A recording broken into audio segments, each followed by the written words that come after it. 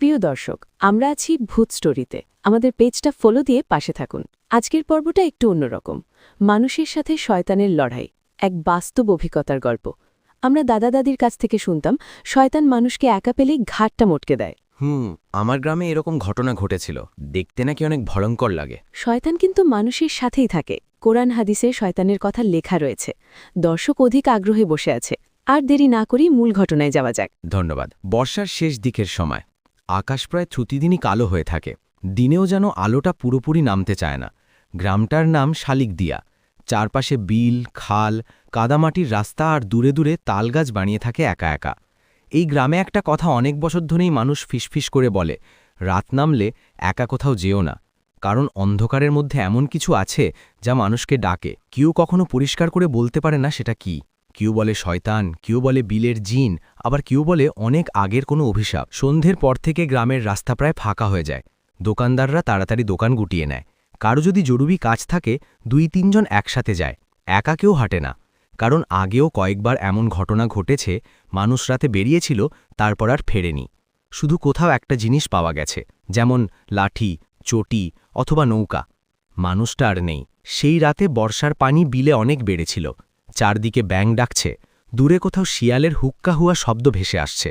বাতাসে কেমন এক ধমনের স্যাঁতস্যাঁতে গন্ধ। রফিক ছিল গ্রামের এক কিশোর, বয়স ১৭ কি ১৮। লম্বা চওড়া পরিশ্রমী ছেলে। বাবা করিম মিয়া গুরু ছাগল পালে আর মাঝে মাঝে বিলে ঘাস কাটে। সেদিন বিকেলে করিম মিয়া বলেছিল, ওই রফিক, গরুগুলোর জন্য একটু ঘাস কাইটা আনতো, কাল থেকে তো বৃষ্টি বাড়ব। রফিক হাসল, হেই যাইতাছি বাবা, সন্ধ্যের আগেই আইয়া পড়ো। মা তখন উঠানে ধান শুকাচ্ছিল। দূরে যাস না রে, বিলের ওই পারে যাস না। রফিক একটু হেসে বলল, মা ভয় পাও কেন, আমি কি ছোট পলা? মা কিছু বলল না, শুধু অদ্ভুত দৃষ্টিতে ছেলের দিকে তাকিয়ে রইল। কারণ গ্রামের মানুষ জানে বিলের ওই দূরের দিকটা ভালো না। রফিক নৌকা ঠেলে পানিতে নামালো।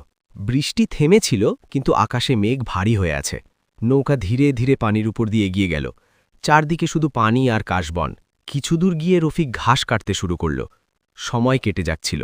হঠাৎ সে খেয়াল করল চারপাশটা অদ্ভুত নীরব হয়ে গেছে। ব্যাঙের ডাক নেই, বাতাস নেই, সব কিছু থেমে গেছে যেন। রফিক একটু অস্বস্তি অনুভব করল। হঠাৎ দূরে পানির উপর যেন কিছু নড়ল। সে তাকিয়ে দেখল কাশবনের ফাঁকে একটা কালো ছায়া দাঁড়িয়ে আছে। মানুষের মতো, আবার পুরো মানুষও না। রফিক চোখ মুছল, আবার তাকালো। কিছুই নেই। সে নিজের মনে বলল, ধর, মনে হয় ভুল দেখছি। কিন্তু তারপর আবার পানির মধ্যে ছপ ছপ শব্দ, যেন কেউ পানির নিচে হাঁটছে। রফিক দ্রুত ঘাস কাটা শেষ করল। তার বুকের ভিতর কেমন এক অজানা ভয় ঢুকে গেছে। সেই নৌকায় উঠল, কিন্তু নৌকা ঠেলার আগে তার কানে খুব কাছে কেউ ফিসফিস করে বলল, রফিক। সে হঠাৎ ঘুরে দাঁড়াল। কেউ নেই। চারদিকে শুধু অন্ধকার নামছে। সেই সময় গ্রামে সন্ধে নেমে গেছে। করিম মিয়া উঠানে বসেছিল। হঠাৎ সে রফিককে মাকে জিজ্ঞেস করল, ওই, রফিক আইছে? মা বলল, না তো, এখনো আইল না। করিম মিয়াল ভ্রু কুচকে গেল। এই তো বিকেলে গিয়েছিল, এতক্ষণ লাগে নাকি? মা একটু চিন্তিত গলায় বলল, তুমি গিয়ে একবার দেখাই বা। করিম মিয়া লাঠি হাতে বেরোল। পথে কয়েকজনকে জিজ্ঞেস করল, এই, রফিককে কেউ দেখছিস? সবাই মাথা নেড়ে বলল, না।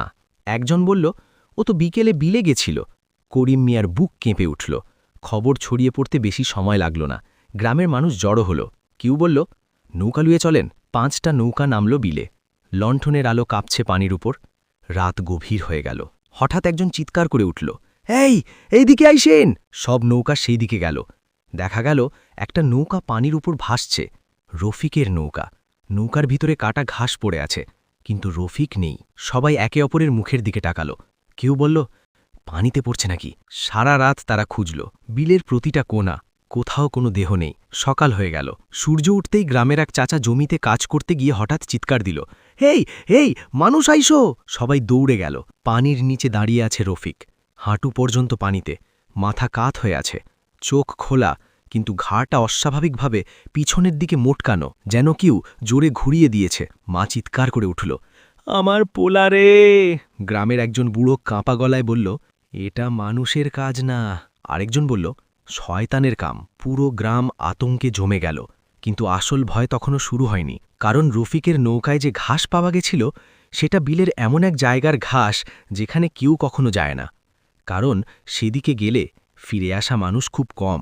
সেই রাতের পর থেকে গ্রামের মানুষ আরও বেশি ভয় পেতে শুরু করল, কারণ কয়েকজন বলেছিল রফিকের দাফনের রাতে বিলের দিক থেকে আবার শোনা গেছিল সেই শব্দ, ছপ ছপ, যেন কেউ পানির নিচে হাঁটছে, আর কাশবনের ফাঁকে কেউ দাঁড়িয়ে আছে, মানুষের মতো কিন্তু মানুষের চেয়ে অনেক লম্বা, আর মাঝে মাঝে গ্রামের দিকে তাকিয়ে ফিসফিস করে ডাকে, রফিক। তারপর আবার নীরবতা। আজও শালিকদিয়া গ্রামের মানুষ রাতে একা বেরোয় না, কারণ তারা বিশ্বাস করে যে জিনিসটা রফিককে নিয়ে গেছিল সেটা এখনও বিলে আছে, আর মাঝে মাঝে নতুন কাউকে খুঁজে বেড়ায়। কখনো যদি বর্ষার রাতে কোনো নৌকা একা ভেসে থাকতে দেখো, তাহলে কাছে যেও না, কারণ নৌকার ভিতরে ঘাস থাকতে পারে, কিন্তু মানুষটা প্রবাবলি তখনও পানির নিচে দাঁড়িয়ে থাকে, ঘাড়টা মোটকানো অবস্থায়, আর অপেক্ষা করে পরের জনের